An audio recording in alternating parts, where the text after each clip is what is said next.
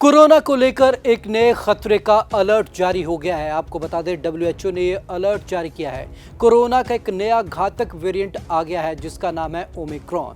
Omicron इतना घातक है कि पुराना कोरोना के मुकाबले 300 गुना ज्यादा तेजी से फैलता है और 300 ज्यादा गुना ही घातक है। सवाल ये भी उठ रहे हैं कि इस पर वैक्सीन भी कारगर नहीं होगी। आपको बता दें, जिन जिन देशों में इसके फैलाव की स्थिति देखी गई है, बेहद खतरनाक स्थिति है। तमाम देशों ने एहतियात बरतते हुए वहां पर उड़ानों पर पाबंदी लगा दी है। ब्रिटेन, साउथ अफ्रीका में खास तौर पर इसका कहर देखा जा रहा है और वहां पर तमाम फ्लाइट्स रोक दी गई हैं। भारत भी इस चीज को लेकर पूरे तरीके से अलर्ट मोड में चला गया है। आज प्रधानमंत्री नरेंद्र मोदी ने भी अपने कई अधिकारियों के साथ इस बात को लेकर बैठक की है। तो चलिए आज आपको खास रिपोर्ट में बताते हैं कि आखिरकार ये वेरिएंट इतना घातक है क्यों और इसके पीछे की असल वजह है क्या।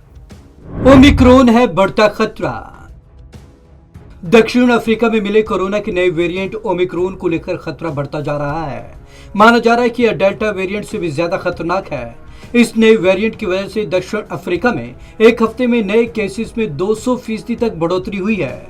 दक्षिण अफ्रीका से निकलकर ये वेरिएंट हांगकांग, इजराइल और बोत्सवाना तक पहुंच गया है। वैज्ञानिक इसे डरावना और अब तक का सबसे खराब वेरिएंट कह रहे हैं। समझते हैं ये नया वेरिएंट क्या है, इस वेरिएंट से इन्फेक्शन से कहां-कहां केस मिले हैं, कितना खतरनाक है, क्या हमारी वैक्सीन इस पर कारगर है और ये कहां से आया है।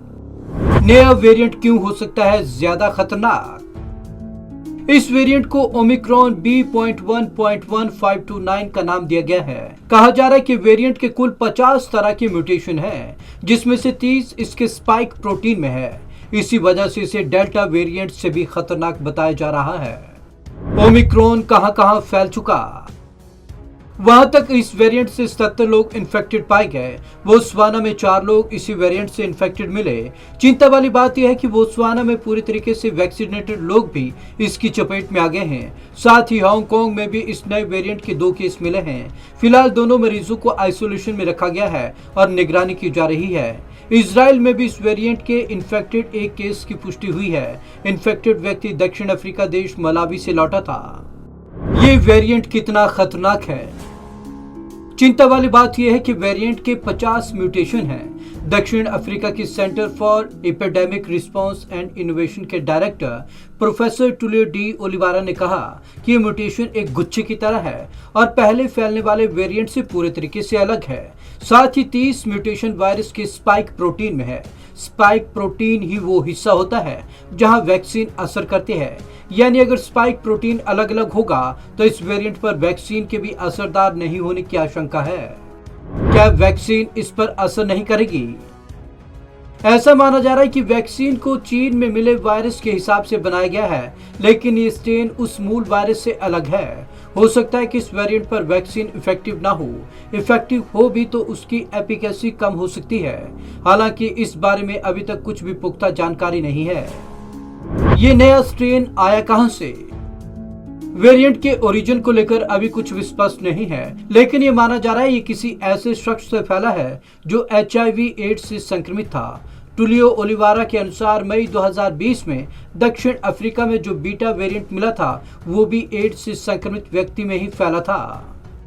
भारत में नए वेरिएंट का एक भी केस नहीं। कोरोना वायरस के नए वेरिएंट की दहशत दुनिया भर में देखने को मिल रही है। सरकारें सतर्कता बरत रही हैं। भारत ने भी सतर्कता बरते हुए ब्रिटेन, दक्षिण Africa, Brazil, Bangladesh, Mauritius, Botswana, Zimbabwe, New Zealand, Singapore, Hong Kong और इजराइल को जोखिम वाले देशों की सूची में डाला है। इन देशों से भारत आ रहे यात्रियों को दिल्ली एयरपोर्ट पर जांच करवाई जाना आवश्यक है। Bureau report, Punjab Kesari TV. दक्षिण अफ्रीका, हांगकांग और बोत्सवाना से आने वाली फ्लाइट्स पर पूरा चेक बढ़ा दिया गया है और अन्य देशों से आ रही फ्लाइट पर भी पूरे तरीके से नियंत्रण और चेक बढ़ा दिया गया है। आपको बता दें, बाहर से आने वाले हर व्यक्ति का पूरे तरीके से गंभीरता से कोरोना टेस्ट किया जा रहा है, क्योंकि भारत सरकार ने नए आदेश जारी कर दिए हैं।